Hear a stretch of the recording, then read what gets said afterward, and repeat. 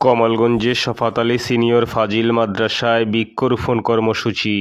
হজরত শাহ আজম রহমতুল্লাহ আলাইহি দরগা ফাউন্ডেশনের উদ্যোগে পঞ্চম দফে বৃক্ষরোপণ কর্মসূচি সফলভাবে সম্পন্ন হয়েছে। 4 আগস্ট মঙ্গলবার ভোরবেলায় কর্মসূচির আওতায় পৌর এলাকার শফাত আলী সিনিয়র ফাজিল ডিগ্রি মাদ্রাসা প্রাঙ্গণে বিভিন্ন প্রজাতির ফলজ ও ছায়াদার গাছের চারা রোপণ করা হয়।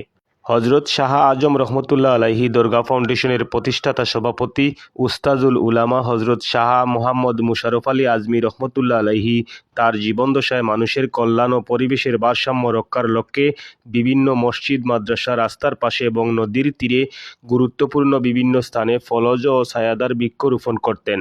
তার উদ্দেশ্য ছিল এসব গাছ থেকে মানুষ এবং জীবজন্তু উপকৃত হবে এবং দীর্ঘদিন পর্যন্ত এর সুফল অব্যাহত থাকবে।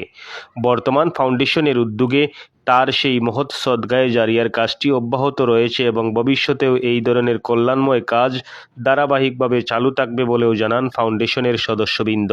পরিবেশের ভারসাম্য রক্ষা, প্রাকৃতিক সৌন্দর্য বৃদ্ধি এবং আগামী প্রজন্মের জন্য একটি সবুজ, সুন্দর ও বাসযোগ্য বাংলাদেশ গড়ে তুলতে সমাজের সর্বস্তরের মানুষকে বৃক্ষরোপণ ও বৃক্ষ পরিচর্যায় এগিয়ে আসারও আহ্বান জানানো হয় এ কর্মসূচি থেকে।